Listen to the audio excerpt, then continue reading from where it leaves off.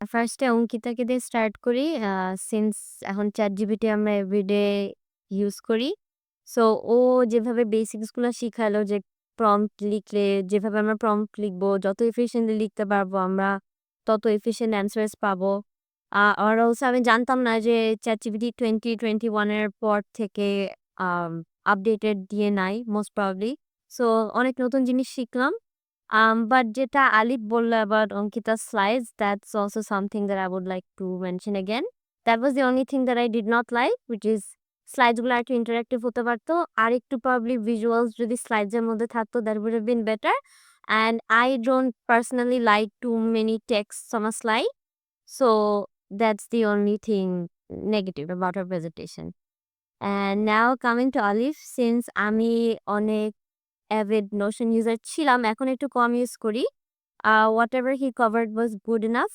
I could not find anything to complain because যখন আমি initially ১ মাস ধরে Notion ইউজ করছিলাম তখন আমি এত কিছু জানতাম না as he had covered.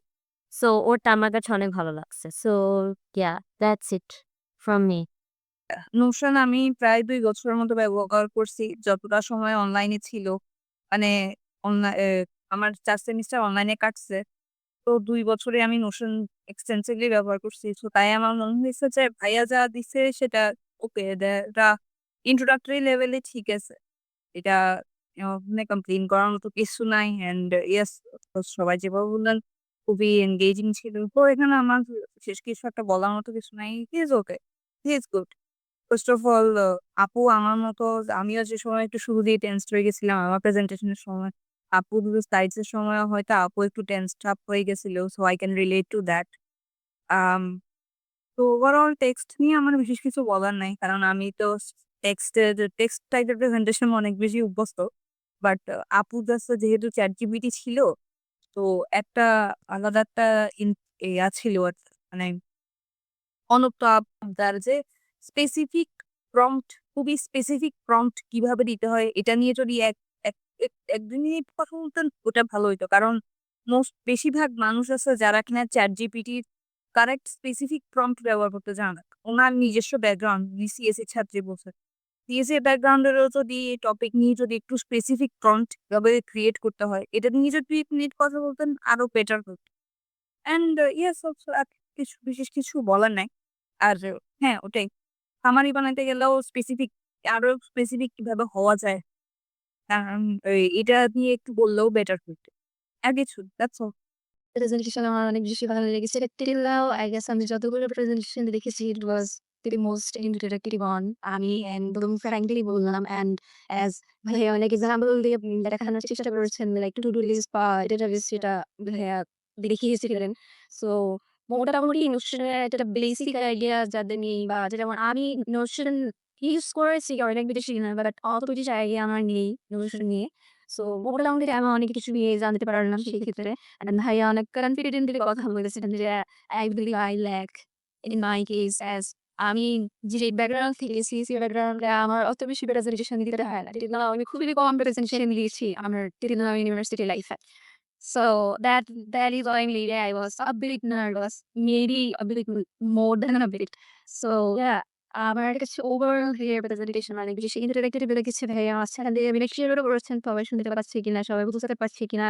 He also asked questions. He also showed examples properly. So yeah, it was pretty good in my opinion. Presentation beginner হিসেবে খুবই ওকে। বিশেষ করে নোশনটা interesting.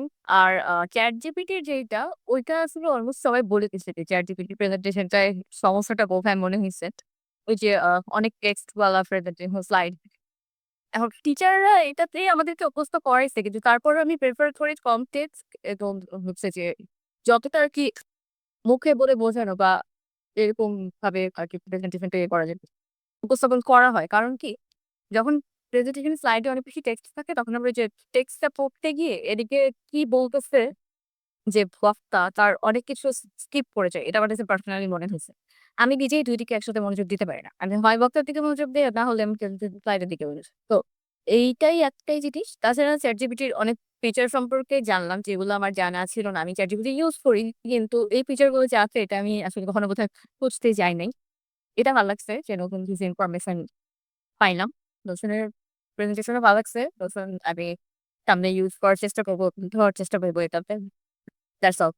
If I start with like praising her, ওই যেই last পার্টটা ছিল, if I just come from the back side, last পার্টটা হইতেছে very much like introductory part যেটা ছিল, যদি ও ChatGPT সম্পর্কে আর কি all of a sudden যদি কেউ দেখে, that was quite interacting, and আমিও অনেক কিছু জানি না because I like happily use ChatGPT, সবাই আমরা ইউজ করি for daily purposes, অনেক কিছু আমি হয়তোবা এখান থেকে জানছি, like I felt যেগুলো মনে হয় ফ্রিতে করা যায় না, and I felt যে এগুলা আসলে ফ্রিতে করা যায়।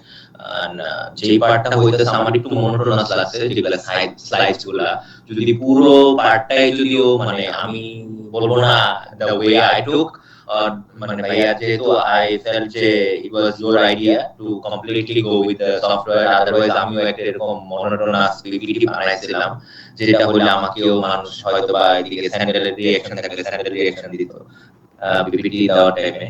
তো আই উড সে যে ওইটা অ্যাপার্ট ফ্রম দ্যাট খুবই এঙ্গেজিং ছিল। কিন্তু সাইটসটা এঙ্গেজিং করার ক্ষেত্রে I would like to give you a suggestion, try to make PPTX or like slides আর একটু লাইক ব্রাইট কালারফুল, যেগুলো অডিয়েন্সকে like if he or she is like seeing at a glance, ওগুলা খুবই like eye attracting or eye catching হয়, so that you know সবাই খুবই engage থাকে। এট দ্য সেম টাইম অনেক বুলেট করে পয়েন্টগুলো আরেকটু বড় করে রাখলে মেবি আই উড সে একটু বেটার লাগতো। আমার মনে হয়েছে অনেক বেশি too much information, too much lines, ওগুলা না করে that you could put the gist of it, ওইটাই। একটা কথা বলছিল যে আমরা বলে ফ্রিতে 3.5 ইউজ করি। বাট আমি আমার ক্ষেত্রে দেখলাম যে আমরা 4.0 মিনি ইউজ করি। সো আমি জানি না এটা কেন কনফ্লিক্ট হলো। যে ব্যাপারটাও আমার কাছে মনে হচ্ছে ChatGPT একটু আপডেট করে এখন 4 মিনি ইউজ হয় ফ্রিতে। যেমন স্পেশালি আমরা এখন সবাই কিন্তু জব সিকার। সো রিজিউমে কিভাবে প্রম্পট দেওয়া যায় বা আমরা কেমনে জব অবজেক্টিভ এগুলো যদি একটু প্রম্পট মানে স্লাইডটা না দেখায় যদি একটু জব মানে বিভিন্ন এগুলো প্রম্পট দিয়ে দেখাতো তাহলে আমার কাছে মনে হলো বেটার হতো।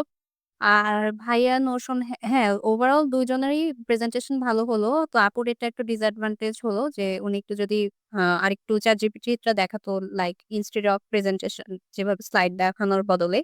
আর সেকেন্ড থিং হচ্ছে ভাইয়ার হ্যাঁ, নোশনের ভালো হলো।